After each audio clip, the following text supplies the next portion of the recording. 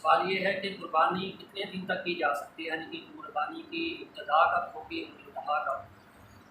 قربانی کے ایام کے سلسلے میں قرآن کریم کی ایک بڑی مشہور اور معروف آیت بھی ہے سورہ حج کے اندر، لیذکروا اسم اللہ علی ما رزقهم من بہیمۃ الانعام۔ تو اس کے آیت کے اندر جو ہے نا اللہ تعالیٰ نے ساتھ فی ایام معدودات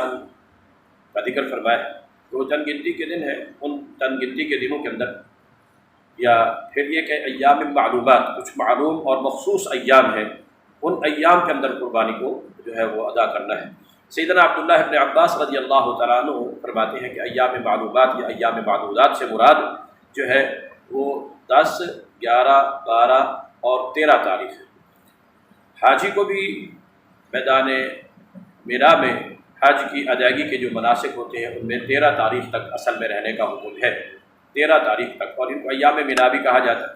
ایام تشریق بھی ان کو کہا جاتا ہے۔ تو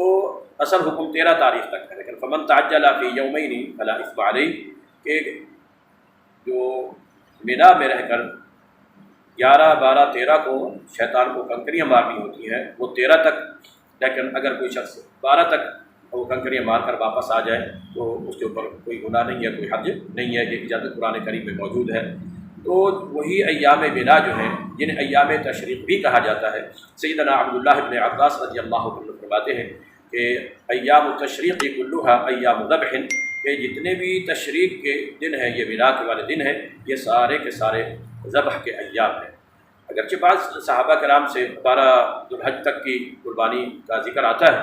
مگر یہ کہ 13 تاریخ تک، یہ رسول اللہ صلی اللہ علیہ وسلم کا فرمان ہے، جو عبداللہ ابن عباس رضی اللہ عنہ بیان فرمائے ہیں، یہ مرفوع حدیث ہے۔ تو 13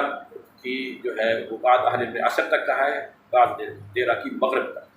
13 کے بعد 14 جو ہے وہ مغرب سے شروع ہوتی ہے۔ تو راجح قول یہی ہے کہ 13 کی مغرب سے پہلے پہلے جو ہے وہ قربانی ذبح کی جا سکتی ہے، اور اس کا اول وقت جو ہے وہ 10 ذو الحج کو نماز عید الفطر، عید الاضحیٰ ادا کرنا، بعد عید الاضحیٰ اور خطبہ اور دعا کے بعد